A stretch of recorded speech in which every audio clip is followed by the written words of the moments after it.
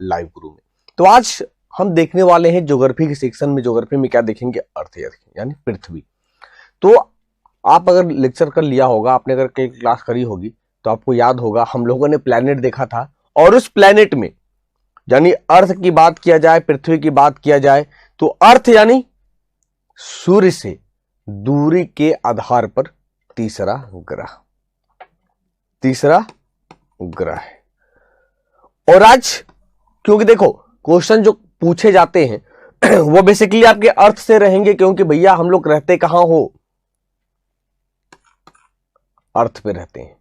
तो आज पूरी की पूरी चर्चा करते हैं अर्थ से कैसे बेसिक फैक्ट्स होंगे। इसी में हम कुछ लैटिट्यूड लॉन्गिट्यूड की बात करेंगे, इसी में से हम टाइम जोन की बात करेंगे, ओवरऑल सब कुछ कंप्लीट करेंगे इस चैप्टर में। ठीक है, मैं चाहूंगा टेक्निकल टीम से जरा मुझे मिस्टर और एक चीज समझना। देखो मैं कहना क्या चाह रहा हूं, मेरी बात समझना।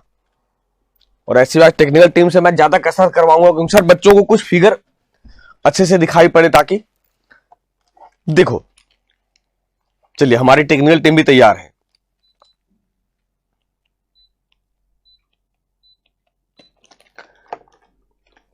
चलिए सबसे पहले अंकुश कुमार जी को बधाई दिया जाए। गुरुजी हमारा सिलेक्शन हो गया यूपीपी में, बहुत बढ़िया।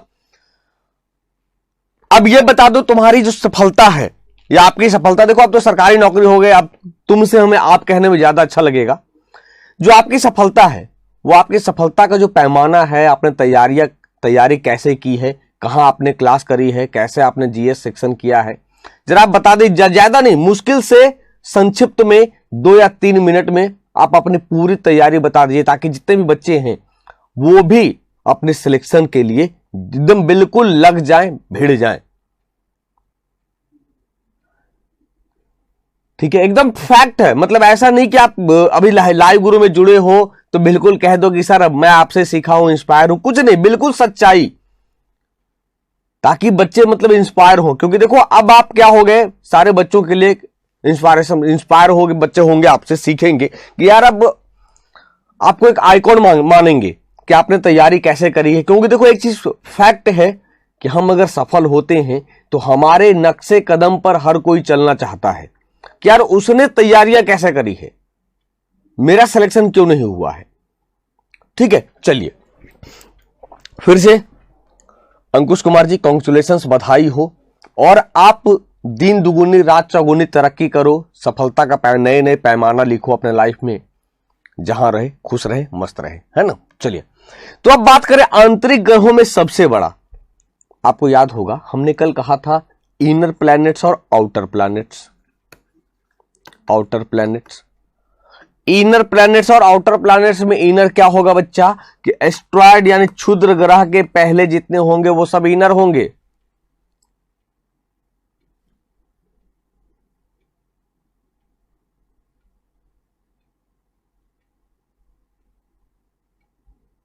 मेरे ऊपर भरोसा किया, बहुत बढ़िया अंकुश कुमार जी, क्या बात कही है कि सबसे पहले माता पिता जिन्होंने आप पर भरोसा दिखाया, और गुरु तो है ही, कहा जाता है गुरु गोविंद दो खड़े काकू लागू पाए। यानी सबसे पहले जो लाइफ में अगर कहें तो माता पिता का तो भूमिका है ही। देखो वो जन्म से लेकर जब तक साथ रहेंगे तब तक वो आपके साथ हैं, लेकिन आपके जीवन में गुरु की भी अहम भूमिका है, क्योंकि वो बताते हैं भैया क्या करना है, कैसे तैयारी अपनी जारी रखनी है। चलिए ठीक है, अब कंटिन्यू करते हैं क्लास में, है ना। तो कहा सर 2 हैं, इनर और आउटर। इनर में कौन आएगा? Mercury, Venus, earth and Mars. Outer में कौन आएगा? Jupiter, Saturn, Uranus and Neptune. क्यों आएगा? बिल्कुल अच्छे से समझना, नोट्स बना लेना अपने शब्दों में। एस्ट्रॉयड जो क्षुद्र ग्रह है वो मार्स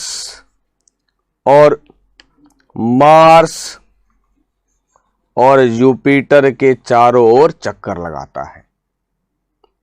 अरे बातें समझ में? तो ये इनर प्लैनेट है। तो पृथ्वी आंतरिक ग्रहों में सबसे बड़ा है। क्वेश्चन आ जाए, which is the largest planet of all the inner planets, या इन द इनर प्लैनेट्स। आंतरिक ग्रहों में सबसे बड़ी ग्रह कौन सा है? पृथ्वी है। सर पृथ्वी जो है वो दो तरीके से घूमती है, आपको पता है, एक रोटेशन और एक रिवॉल्यूशन। रोटेशन यानी बिल्कुल लट्टू की तरह अपने अक्ष पर नाचना, बिल्कुल जो गांव वाली भाषा है ना, मैं वैसे समझा रहा हूं, देख रहे हो, अपने अक्ष पर नाचना। और रिवॉल्यूशन यानी किसी को अपने चारों ओर नचाना। दैट मीन्स, अब याद करिए, जब आप मंदिर जाते होंगे तो हम टेम्पल मान ले सूरज को और अपने आप को मान ले पृथ्वी। दो चीजें हैं, यानी पृथ्वी अपने अक्ष पर घूमते हुए सूर्य के चारों ओर चक्कर लगाती है। यही बातें निकल कर आई कि पृथ्वी अपने अक्ष पर घूमते हुए सूर्य के चारों ओर चक्कर लगाती है। तो रोटेशन क्लियर हो गया, रिवॉल्यूशन क्लियर हो गया। बीच में लिखते चलना डियर कि सर बिल्कुल समझ में आता जा रहा है। Earth is known as water planet और द ब्लू प्लैनेट। जल की उपस्थिति, प्रेजेंस के कारण पृथ्वी को जलीय ग्रह या नीला ग्रह के रूप में जाना जाता है। जल की उपस्थिति के कारण पृथ्वी को जलीय ग्रह या नीला ग्रह के रूप में जाना जाता है।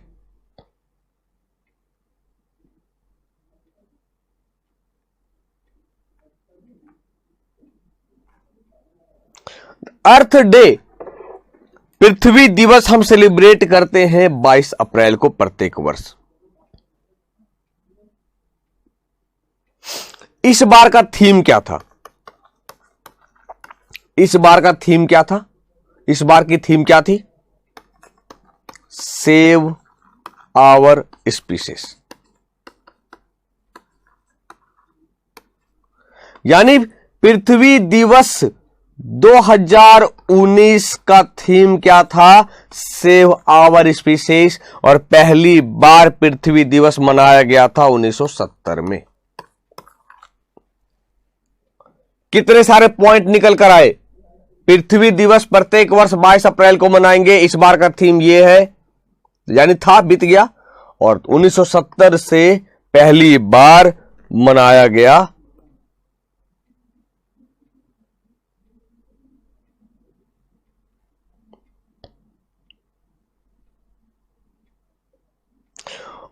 एक क्वेश्चन और मैं जोड़ता हूं इसमें।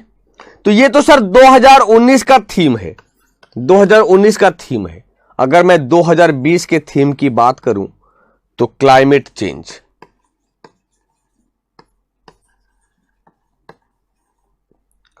यानी पृथ्वी दिवस 2020 का थीम क्या रहेगा? क्लाइमेट चेंज रहेगा।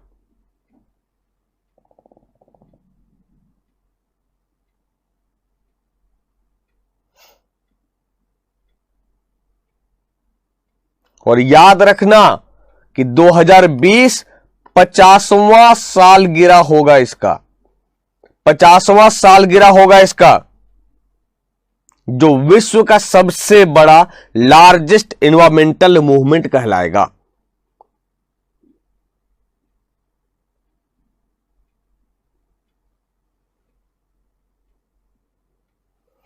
बच्चों क्लियर है? मजा आ रहा है ना? बिल्कुल नई नई चीजें मिल रही, जानकारी आपको। चलो अब आगे देखते हैं। कहा पृथ्वी अपने अक्ष पर एक बार घूमने में 23 घंटे 56 मिनट और 4.092 सेकेंड लगाती है। मैंने कहा रोटेशन यानी अपने अक्ष पर घूमेगी, तो यानी एक बार रोटेट करने में लगभग 24 घंटे। आपको पता है कि पृथ्वी सूर्य के चारों ओर वेस्ट टू ईस्ट डायरेक्शन में चक्कर लगाती है। तो 24 घंटे में एक बार पश्चिम से पूर्व तक अपनी धुरी पर घूमती है, जिसके कारण दिन और रात होते हैं। दिन और रात क्यों होगा? रोटेशन के कारण। दिन और रात क्यों होगा? रोटेशन के कारण। मौसम परिवर्तन क्यों होगा? रिवॉल्यूशन के कारण। रिवॉल्यूशन के कारण।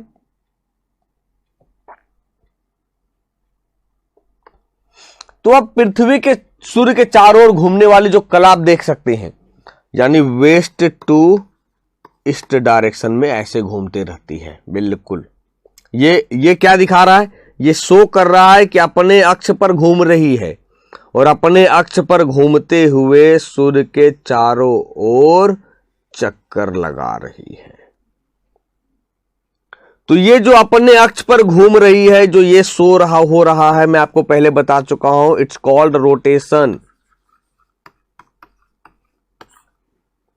और ये जो प्रक्रिया निरंतर चल रहा है, इट्स कॉल्ड रिवॉल्यूशन।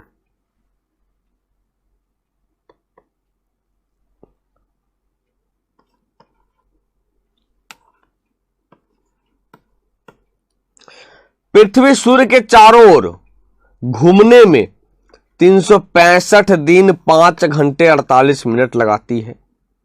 अर्थात पृथ्वी हर 365/1/4 दिनों में सूर्य की कक्षा के चारों ओर घूमती है, जिसके कारण मौसम बदलते हैं। यानी एक्यूरेट 24 घंटे नहीं था, ये आप देख चुके हो, याद रखना। और ये भी एक्यूरेट 366 नहीं, 365 दिन 6 घंटे, तब जाकर प्रत्येक 4 वर्षों में एक लीप ईयर देखने को मिलता है। एक लीप ईयर देखने को मिलता है। जो 2020 क्या होगा, लीप ईयर होगा, यानी 29 दिन की होगी फरवरी, और जिनका बर्थडे होगा 29 फरवरी, बेचारे 4 साल इंतजार करते हैं। नहीं, चलिए, तो मौसम परिवर्तन याद रखना, रिवोल्यूशन जिसको हम परिक्रमण कहते हैं, और दिन रात रोटेशन जिसे हम परिभ्रमण कहते हैं। ठीक है। अब सूर्य के चारों ओर देखो, अब एक चीज समझना कि पृथ्वी अपने अक्ष पर कितनी झुकी है। अब 2 तरीके से क्वेश्चन बनेंगे ये। अगर कहता है कि the earth laying on it axis, पृथ्वी अपने अक्ष पर कितनी डिग्री झुकी है, 23.5 डिग्री। कितने डिग्री का कोण बनाती है, तो भैया ये झुकी है 23.5, तो कितने का कोण बनेगा, 66.5 का। कैसे क्वेश्चन फ्रेम कर सकते हैं, पता है ना, गूगली कैसे डाला जाता है। पृथ्वी अपने अक्ष पर झुकते हुए कितने डिग्री कोण बनाती है, झुकते हुए, झुकी तो है 23.5 डिग्री, तो झुकेगी तभी तो 66.5 डिग्री का कोण बनेगा।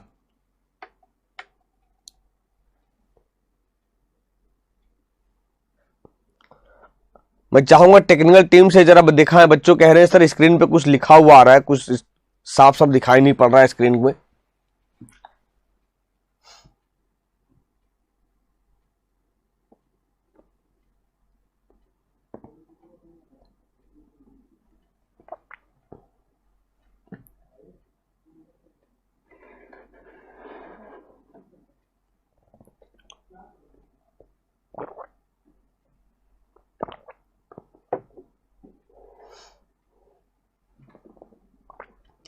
ठीक है। और पृथ्वी की घूर्णन गति भूमध्य रेखा से ध्रुवों तक घटती जाती है। घूर्णन गति भूमध्य रेखा से, इक्वेटर से, क्योंकि चपटी है ना पृथ्वी। अब पृथ्वी का आकार कैसा होगा, शेप ऑफ द अर्थ, बिल्कुल अंडाकार।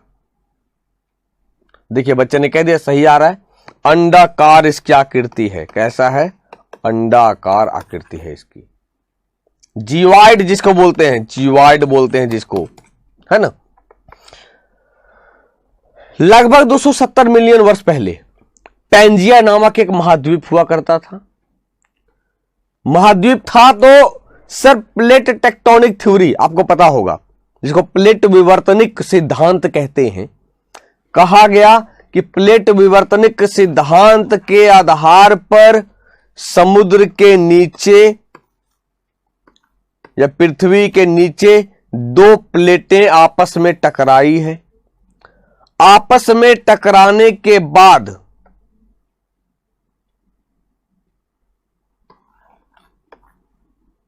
ऊपर बढ़ा है नीचे का जो भाग है, और धीरे धीरे भूमि ठंडा होने के बाद किनारे पर आते चला गया है।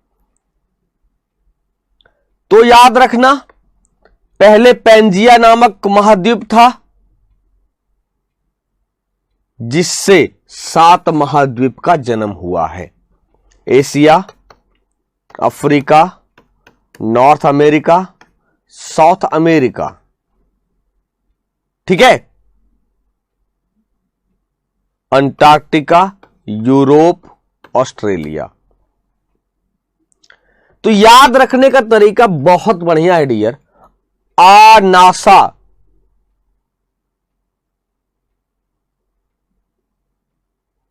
नासा, यानी अफ्रीका, एशिया, अफ्रीका, नासा यानी north America, south America. NASA, ये कर दें तो क्या होगा, अंटार्कटिका हो गया, यूरोप हो गया और ऑस्ट्रेलिया हो गया। ध्रुवों पर पृथ्वी थोड़ी चपटी है, दिख रहे हो, और भूमध्य रेखा पर थोड़ी उभरी हुई प्रतीत होती है। सौर मंडल का एकमात्र ग्रह जहां जल के तीनों रूप होते हैं, तरल, गैस और ठोस। पृथ्वी पर जीवन की उत्पत्ति के लिए सभी आवश्यक तत्व हैं, जैसे ऑक्सीजन पर्याप्त मात्रा में है, कार्बन है, हाइड्रोजन है और नाइट्रोजन है। बिल्कुल बच्चे क्लियर है तो जरा कमेंट बॉक्स में बताना जरा सर बिल्कुल समझ में आ रही है बातें।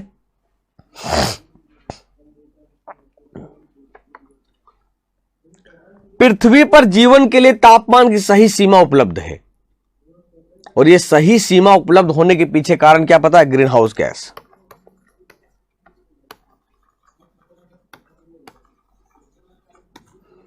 क्योंकि ग्रीन हाउस गैस एक ऐसा आवरण बना देता है जिससे सूर्य की किरणें तो आती है नीचे जरूर, लेकिन उस मात्रा में वापस नहीं जा पाती है, जिससे टेम्परेचर पृथ्वी का 14 से 15 डिग्री सेल्सियस बना रहता है। जिसका अर्थ है ना तो बहुत गर्म है ना बहुत ठंडा है। पृथ्वी पर जल की बात करें, आपको पता है 71% से ऊपर जल है, चाहे वो झील के रूप में हो, नदियों के रूप में हो, जलवाष्प के रूप में हो। हाँ देखिए, लौकुश ने लिख दिया मीना का जलवा। याद रखना, जलवा आपका चाहिए, ट्रिक हो मीना का जलवा, लेकिन मुझे चाहिए सारे बच्चों का जलवा। रेलवे हमारा है, भूलना नहीं। मैं चाहता हूं यार जितने सारे बच्चे हम मुझसे पढ़ते हैं, मैं जहां जाऊं कम से कम बच्चे मिल जाए तो मतलब दिल गार्डन गार्डन हो जाए, यार हमारा बच्चा पढ़ाया हुआ बच्चा है। मतलब क्या कहें, अंदर से मतलब यो खुशी निकल के आई, जो बिल्कुल कहते हैं ना कलेजा हाथ में आ जाना, तो वैसा खुशी हाथ में आ जाना। जितने सारे बच्चे हो, और ऊपर वाले से यही दुआ करते हैं कि यार जब भी मतलब पढ़ाता हूं आपको, दिल से निकलता है कि जितने सारे बच्चे हैं जो मेहनत कर रहे हैं, वाकई में सच्ची लगन ढंग से बिल्कुल सिलेक्शन ले ले वो। अब इसमें से आप देख पा रहे होंगे सर डायमीटर, चाहे वो इक्वेटोरियल डायमीटर की बात करें या पोलर डायमीटर की बात करें, समझना मैं कहना क्या चाह रहा हूं। पृथ्वी की विषुवतीय जो डायमीटर है 12,756 है, और पोलर डायमीटर की बात करेंगे तो 12,714 है। यह अंतर पूछ चुका है कई बार कि पृथ्वी के विषुवतीय इक्वेटोरियल डायमीटर और पोलर डायमीटर में कितना अंतर है।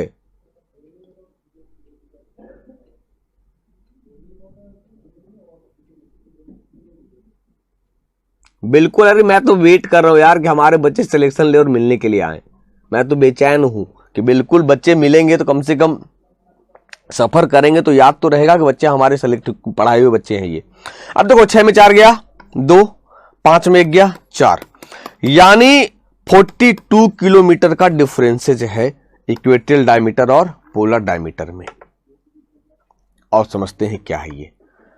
भूमध्य रेखीय व्यास देख रहे हो, भूमध्य रेखीय व्यास कितनी होंगी 12,756, ध्रुवीय व्यास कितनी होंगी 12,714। अब डायमीटर पता है, रेडियस निकल जाएगा, कोई दिक्कत नहीं है, d/2 कर देंगे तो हो सकता है रेडियस पूछे डायमीटर पूछे, आपको याद रखनी चाहिए। तो भूमध्य रेखीय व्यास की बात करेंगे 12,756 किलोमीटर, भूमध्य रेखीय त्रिज्या की बात करेंगे लगभग 6378 ठीक है। ध्रुवीय व्यास की बात करेंगे 12,714 किलोमीटर।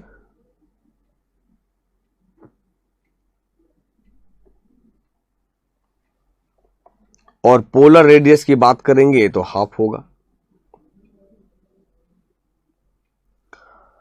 इक्वेटर सर्कम्फ्रेंस, भूमध्यरेखीय परिधि की बात करते हैं तो 40,777 और पोलर सर्कम्फ्रेंस की बात करेंगे तो 40,009 किलोमीटर। हाईएस्ट लैंड पॉइंट क्या होगा? भूमि पर सर्वोच्च बिंदु माउंट एवरेस्ट, नेपाल 8,848 मीटर। ये लेटेस्ट इंफॉर्मेशन के आधार पे, लेकिन अगर एग्जाम में 8,850 मीटर दिया है तो ये आप सही करके रखना, सही मारना। लोवेस्ट लैंड पॉइंट, भूमि पर निम्नतम बिंदु की बात करें डेड सी, जो जॉर्डन और इजराइल के बीच में है, जिसकी लेंथ यानी गहराई कह दें, डेप्थ 400 मीटर या 1300 फीट के लगभग है। ये दोनों के दोनों पॉइंट इंपॉर्टेंट है।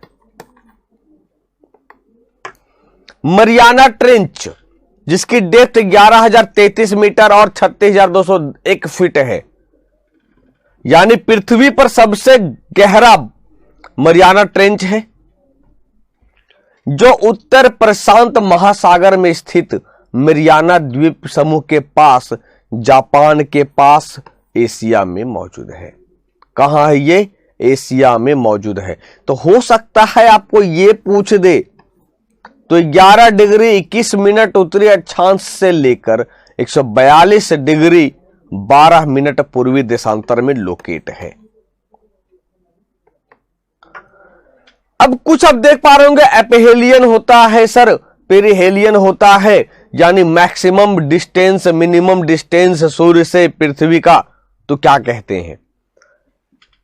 याद रखना, मैक्सिमम डिस्टेंस फ्रॉम द सन, अपेहेलियन। अरे याद रखो ना, अप यानी ज्यादा, अप मीन्स ऊपर, अप मीन्स ऊपर, तो अपेहेलियन 4 जुलाई को मनाया जाता है।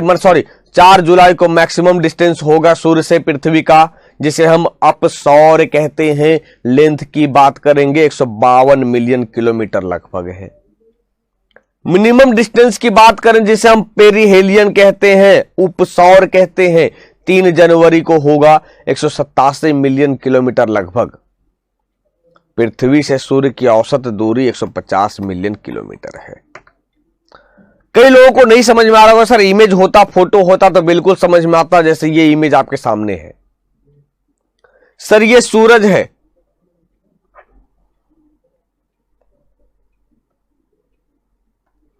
ये सन हो गया, ये अर्थ है। Largest distance is called aphelion, lowest distance is called perihelion, उपसौर, अपसौर। और एक चीज याद रखना कि अगर हम चंद्रमा की बात करेंगे, ये चारों चक्कर लगा के पृथ्वी का, चंद्रमा के साथ भी होगा मैक्सिमम और मिनिमम।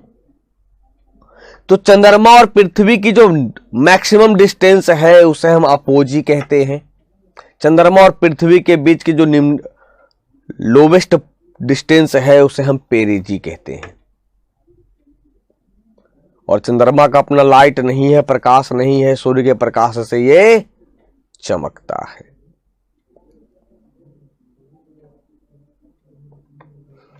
अब इसी में से निकल के आता है sir time zone, standard time zone. Time zone कैसे निकालेंगे? बिल्कुल याद रखना, तैयार रखना ये, क्योंकि आपको पता है अगर हम लॉन्गिट्यूड की बात करेंगे, वो काल्पनिक रेखाएं जो पृथ्वी पर पड़ी के रूप में हो, खड़ी के रूप में हो, वो 360 है। आ रही बात समझ में? यानी 180 ईस्ट और 180 वेस्ट, 180 ईस्ट है। और इक्वेटर, पृथ्वी पर वो बड़ी काल्पनिक रेखाएं जो पृथ्वी को 2 बराबर भागों में बांटती है, इक्वेटर कहा जाएगा। और बड़ी रेखाएं को हम क्या बोलेंगे? लैटिट्यूड। इसको क्या बोलेंगे? लॉन्गिट्यूड। ये क्या हो गया? लॉन्गिट्यूड हो गया। देशांतर, और इसे क्या बोलेंगे, लैटिट्यूड बोलेंगे, यानी अक्षांश हो गया। तो जहां लॉन्गिट्यूड की संख्या 360 है, वहीं लैटिट्यूड की संख्या कितनी है, 180, यानी 90 इधर 90 इधर। विथ इक्वेटर कहेंगे तो 181 होगा। इसी से हम टाइम जोन निकालेंगे, ठीक है। ये देखिए, in whole world has 24 standard time zone. पूरे विश्व में 24 मानक समय क्षेत्र हैं। प्रत्येक जोन, प्रत्येक क्षेत्र में 15 अक्षांश या 1 घंटा होता है। कैसे माने सर 1 घंटा होगा 15 अक्षांश में? बिल्कुल आसान तरीका। टोटल नंबर ऑफ लॉन्गिट्यूड कितना होगा, 360 क्या कहा, 180 सर ईस्ट होगा, 180 सर सॉरी 180 सर वेस्ट होगा, 180 सर ईस्ट होगा, 360 हो गया।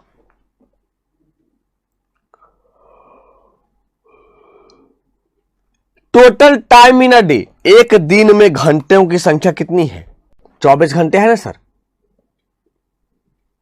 24 घंटे है। कैसे निकालें इसे हम, तो 1 घंटे में तय की गई देशांतर की कुल संख्या कैसा होगा, तो 360/24 इज इक्वल टू 15 लॉन्गिट्यूड, 15 देशांतर है। तो जब 1 घंटे में तय की गई दूरी 15 देशांतर होगा, तो प्रत्येक देशांतर को पार करने में लगा समय 1/15 आवर्स होगा। दैट मीन्स 1/15 इंटू आवर्स की इस जगह पे 60 कर दें, 15 चौके 60, यानी 1 डिग्री लॉन्गिट्यूड को पार करने में लगा समय 4 मिनट होता है। आ रही बातें समझ में यहां तक, कोई कंफ्यूजन? भैया जितने लोग जुड़े हो बताना, क्योंकि अभी हम क्वेश्चन करेंगे, बहुत गड़बड़ करोगे। तो एक देशांतर को, यानी यहां से यहां तक आने में 4 मिनट का समय लगेगा। क्यों? कैलकुलेशन आपके सामने रख दिया सारा, है ना यार। केवल अंकुश कुमार जी के कमेंट्स आते हैं, और सब बच्चे सो गए हो या जागे हो? चिल्लाना पड़ेगा, जागते रहो। चलो कमेंट करो जल्दी। देखिए अभी अंकुश कुमार जी का कमेंट दिखा, बउआ कैसे काम बनी? जैसे जैसे एग्जाम नजदीक आ रहा है, नंबर ऑफ कैंडिडेट चले गए।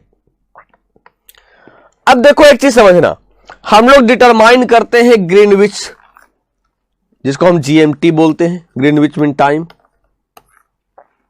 जो कहां लोकेट है, लंदन में है।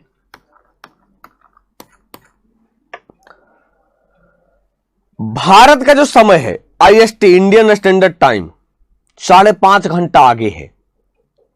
क्यों? एक बात गांठ बांध लो कि पृथ्वी सूर्य के चारों ओर चक्कर लगाएगी। इसको हम पृथ्वी मान लें, ये हम सन मान लें, इसे हम अर्थ मान लें। चारों ओर चक्कर लगाएगी वेस्ट टू ईस्ट डायरेक्शन में। तो जैसे जैसे वेस्ट टू ईस्ट बढ़ेंगे, हमारा समय पॉजिटिव में चलता जाएगा। भाई सुबह हुआ, सूर्य के चारों ओर घूम रहे हैं, तो हम ईस्ट वाले जितने कंट्री हैं, सब जीएमटी के तुलना में उनके टाइम में बढ़ोतरी होगी, और जितने वेस्ट वाले हैं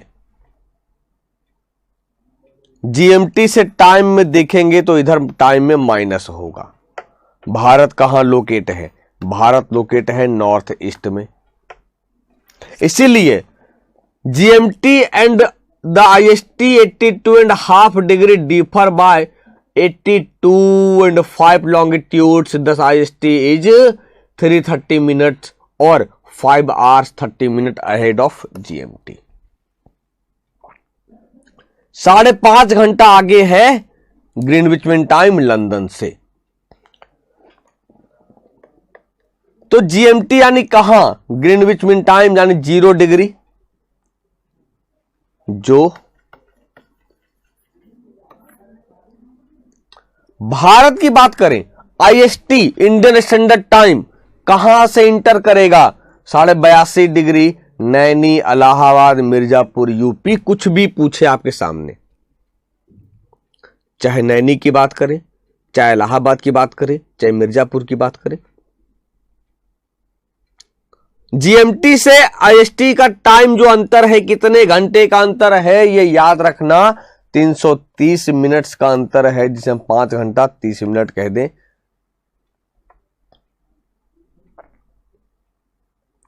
दैट मीन्स आईएसटी जीएमटी से 5.5 घंटे आगे है। चलो यहां तक आ गई बातें समझ में भैया, जरा बता दो।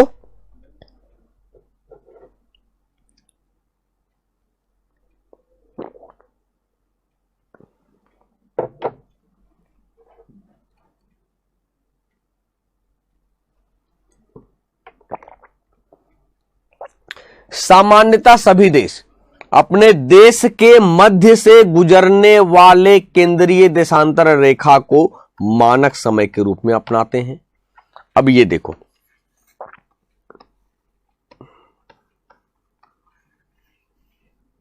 अगर हम इस संक्षिप्त रूप से ये इंडिया की मैप मान लें, सर कहा सभी देश अपने देश के मध्य से गुजरने वाले केंद्रीय देशांतर रेखा को मानक समय के रूप में अपनाते हैं, तो 82.5 डिग्री भारत के यूपी के बीच से नैनी से गुजरती है। तो क्या ये केवल यूपी से ही गुजरता होगा या किसी और राज्य से भी गुजरेगा? Can you explain?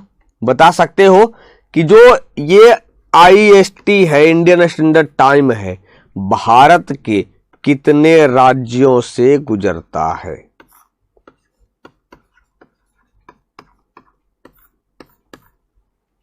कितने राज्यों से गुजरता है? चलो भाई, अब यूएसए बड़ी है, कनाडा बड़ा है, तो 5 टाइम जोन है। ऑस्ट्रेलिया इंडोनेशिया में 3 टाइम जोन है। रसिया में 11 है, फ्रांस में 18 है। लेकिन हम काउंट नहीं करते, हम रूस को मानते हैं। 8 स्टेट, बहुत बढ़िया। अंकुश कुमार जी का जवाब आया सर 5 है।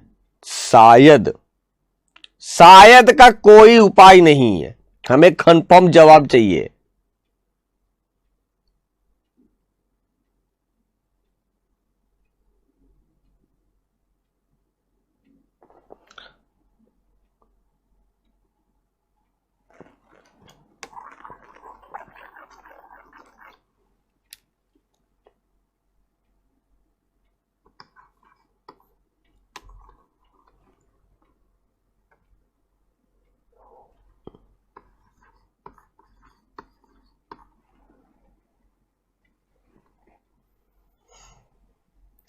शिवशंकर कुमार जी, बहुत गड़बड़ कर बैठे हो आप।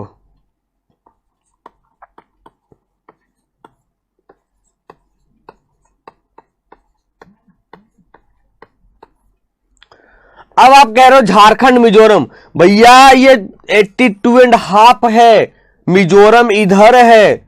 आप जो कह रहे हो वो ट्रॉपिक ऑफ कैंसर है, ना कि आईएसटी है।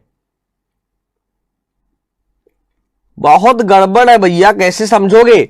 मध्य आयु 36 उड़ीसा, मध्य दैट मीन्स एमपी 1। देखो ना, इसके रीजन में जो जो स्टेट आएंगे वही तो होगा। आंध्र प्रदेश 2, यूपी 3, छत्तीसगढ़ 4, उड़ीसा 5। बहुत बढ़िया अंकुश जी, कितने हैं? 5 हैं। ट्रॉपिक ऑफ कैंसर कहते ना, तब 8 राज्य कहता तो समझ में आती बातें। यार इतना सीधा समझा के बता रहा हूं, फिर भी गलती करोगे। इमेज देखिए ना, छोड़ दीजिए अपने कॉन्सेप्ट को, जो पुरानी कॉन्सेप्ट है आपकी, आप इमेज को देखो और इसे देखो मैं कहना क्या चाह रहा हूं।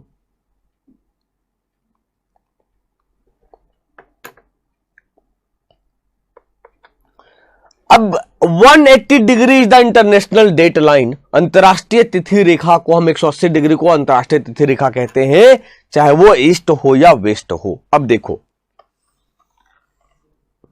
हमारी जो फिगरिंग है वो हम सही से गोल नहीं होता, परेशान मत होना।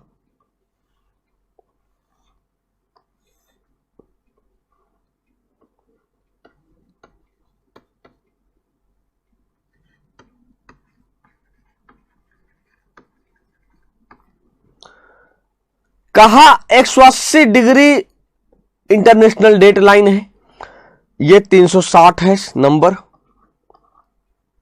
180 वेस्ट, 180 ईस्ट है। अरे सर यहां जो होगा 1 से शुरू करेंगे तो कहीं ना कहीं यहां आकर 180 होगा, या यहां से हम 1 से शुरू करेंगे तो कहीं ना कहीं पृथ्वी के आधा में 180 दिखेगा, पृथ्वी के आधा में 180 दिखेगा, तभी तो 360 होगा। तो अंतरराष्ट्रीय तिथि रेखा 180 डिग्री को मानते हैं, यानी यदि कोई यात्री पूरब की ओर जाएगा यहां से, तब यहां 180 पहुंचेगा, तो 180 डिग्री पूर्व तक पहुंचने में उसे 12 घंटे का फायदा होता है। क्यों? ईस्ट में जाएगा, टाइम प्लस होगा। वहीं यहां से पश्चिम की ओर जाएगा तो उसे नुकसान होगा, क्योंकि सूर्य रोटेट करता है वेस्ट टू ईस्ट डायरेक्शन,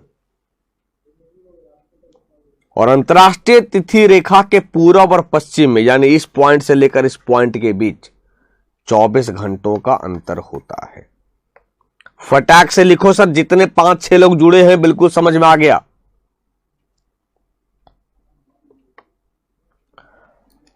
इसी में से निकलता है temperature zones of the earth, पृथ्वी का तापमान क्षेत्र। मैं चाहूंगा टेक्निकल टीम से जरा स्क्रीन को जूम कर दिया जाए। अक्षांश के अलावा पृथ्वी को निम्नलिखित तापमान क्षेत्र में बांटा गया है। कौन कौन सा तापमान क्षेत्र है?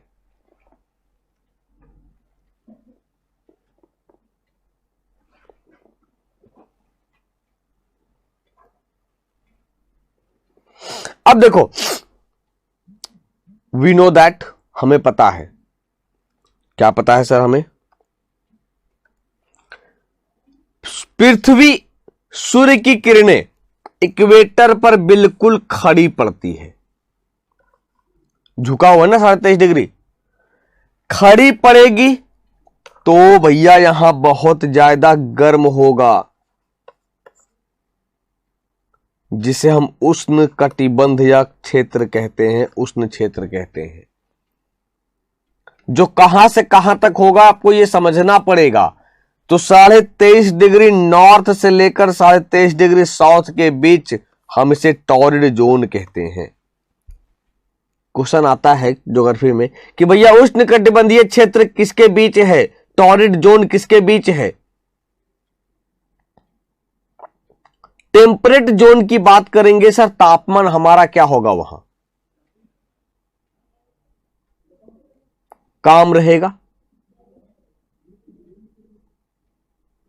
तो 23.5 डिग्री नॉर्थ से 66.5 के बीच नॉर्थ, एंड 23.5 से लेकर 66.5 तक साउथ, बोथ दोनों टेम्परेट जोन कहलाएंगे। और ये दूर है भैया सूर्य से, इक्वेटर से, यानी क्या कहेंगे फ्रिज जोन को? शीत कटिबंध, जो 66.5 से लेकर 90 के बीच है, 66.5 से लेकर 90 के बीच है।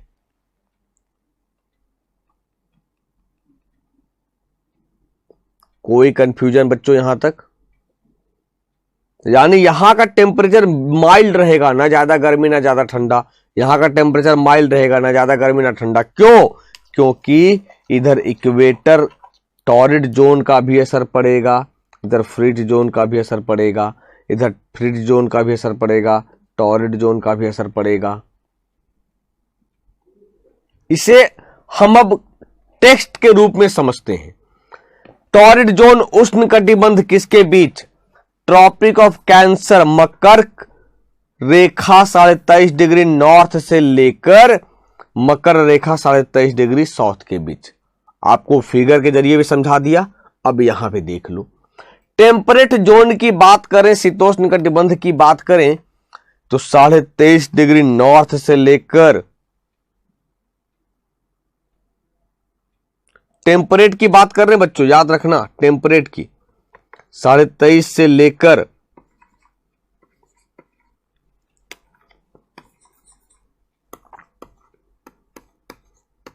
66.5 डिग्री नॉर्थ के बीच है।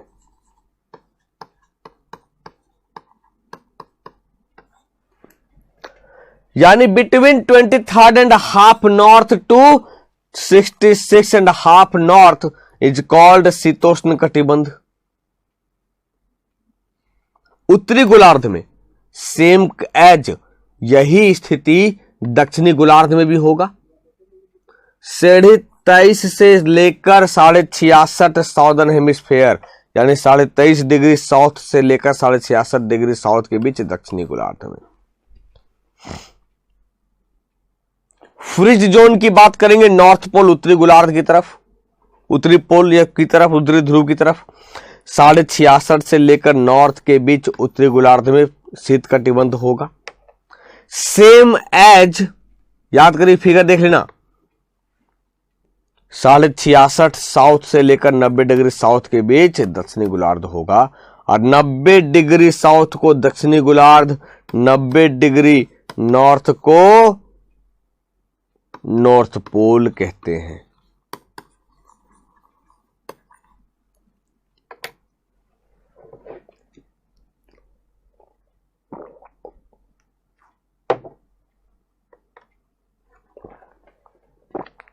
अब यहां आप देख सकते हो कि टॉरिड जोन का टेम्परेचर कैसा होगा? हाई टेम्परेचर, नाम से ही जाहिर है उष्ण कटिबंध। फ्रिज जोन शीत कटिबंध का टेम्परेचर कैसा होगा? निम्न, लो कोल्ड है, निम्न तापमान होगा। और टेम्परेट जोन का टेम्परेचर कैसा होगा? माइल्ड होगा, मृदु तापमान होगा, ना गर्मी ना ठंडा। क्वेश्चन अगर कह दिया जाए टेम्परेट जोन किसके बीच, तो ये सब बहुत महत्वपूर्ण है भैया, याद रखना, भूलना नहीं।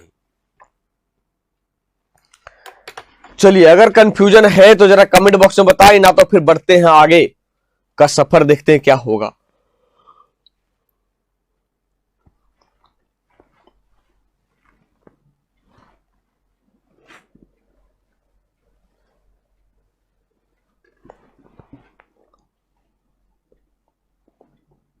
बोलो, कोई दिक्कत नहीं ना? अरे यार टाइप तो कर दो जल्दी, बहुत धीरे धीमे धीमे धीमे टाइप करते हो।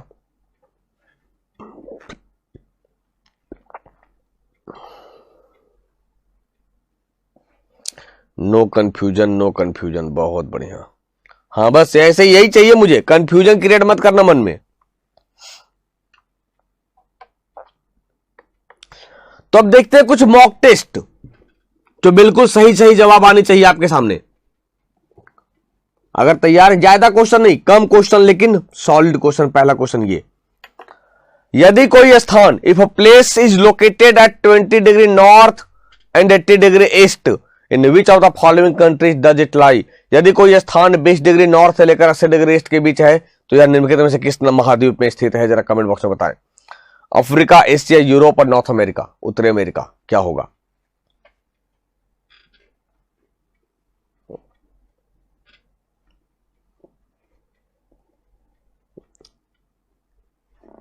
आई एम वेटिंग, मैं आपके जवाब का इंतजार कर रहा हूं, क्या होगा जरा बता दो।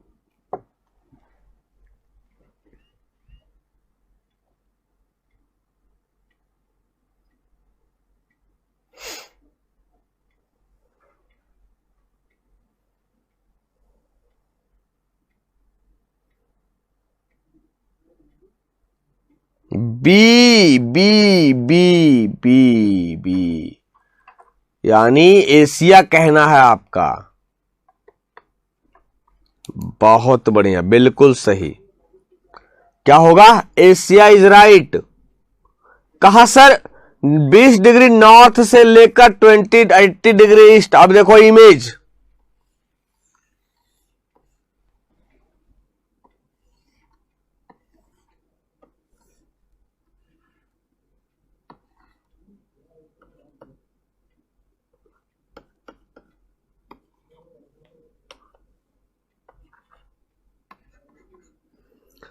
जीरो डिग्री यहां हुआ तो सर कहीं ना कहीं 1 2 3 करते हुए 20 आएगा, जो नॉर्थ होगा।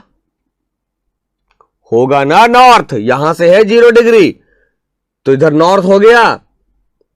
80 डिग्री ईस्ट की बात किया तो 0 डिग्री से कहीं ना कहीं तो 80 आएगा, क्योंकि 180 के पहले की बात कर रहे हैं 80,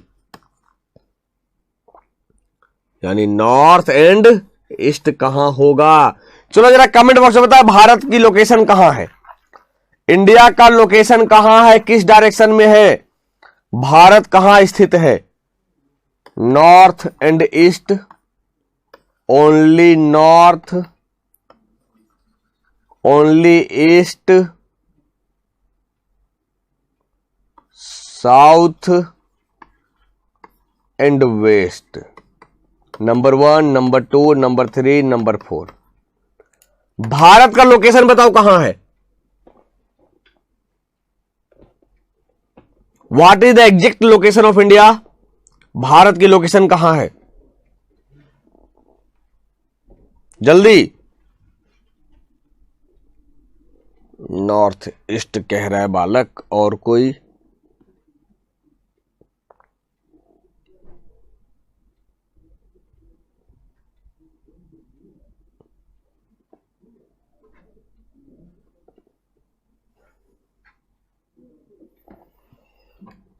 नॉर्थ ईस्ट। भैया जब एशिया नॉर्थ ईस्ट में है तो मैं कहां रहूंगा? नॉर्थ ईस्ट में ही रहूंगा ना।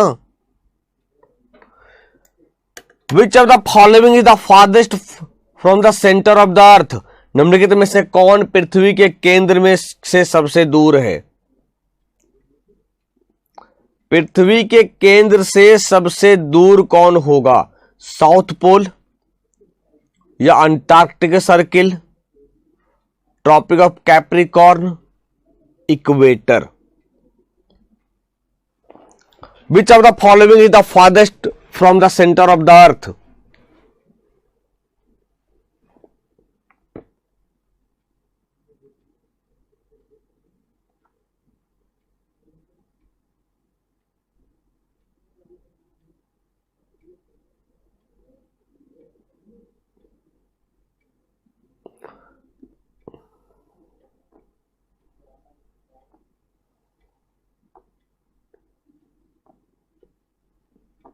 फंस गए ना गूगली में।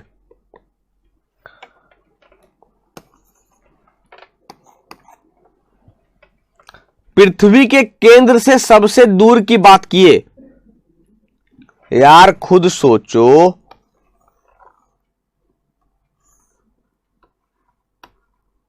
ये केंद्र हो गया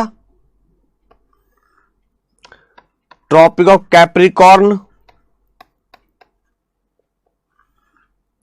66.5 डिग्री अंटार्कटिका सर्किल,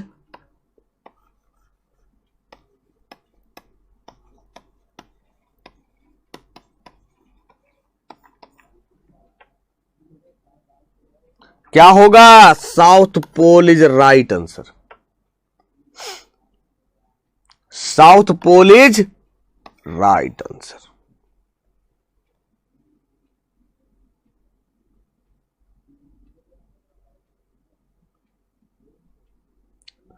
कोई कंफ्यूजन है यहां तक?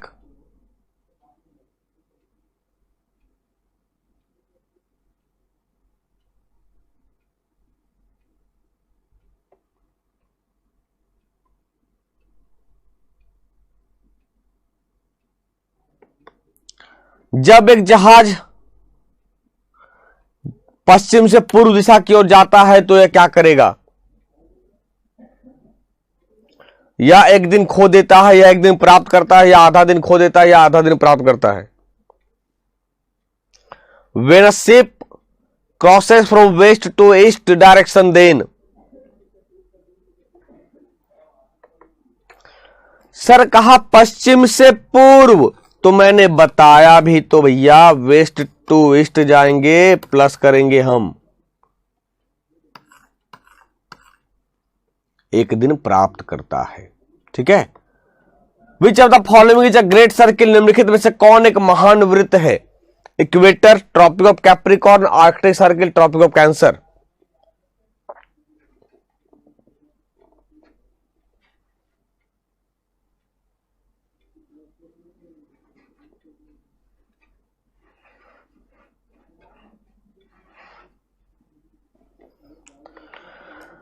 सर सबसे बड़ी आकृति क्या होगी? इक्वेटर होगा, फिर छोटी होती जाएगी ना, जैसे जैसे ऊपर जाएंगे, जैसे जैसे नीचे जाएंगे छोटी होगी। तो सबसे बड़ी आकृति ग्रेट सर्किल भूमध्य रेखा होगा। भूमध्य रेखा पर देशांतर की 1 डिग्री डैश की दूरी के बराबर होता है। 1 degree of longitude on the equator is equal to a distance of क्या होगा?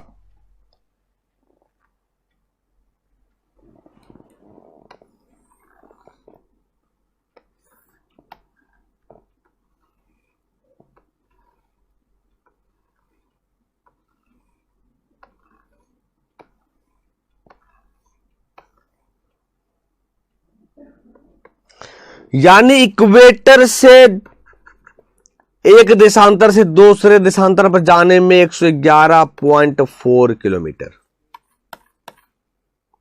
एक देशांतर से दूसरे देशांतर के बीच की दूरी को हम कहते हैं गोरे।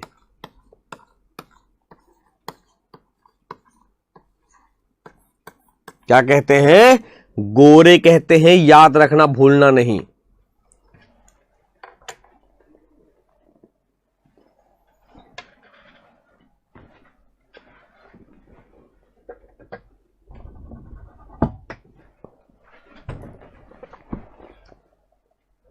तो अब ये था, आज हमने देखा अर्थ के बारे में।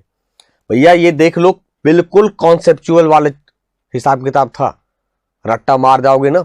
बाबर का बेटा हुमायूं, हुमायूं का बेटा अकबर, अकबर का बेटा जहांगीर का बेटा शाहजहां, शाहजहां का बेटा औरंगजेब, बहादुर शाह, फर्स्ट चलता रहेगा हिस्ट्री।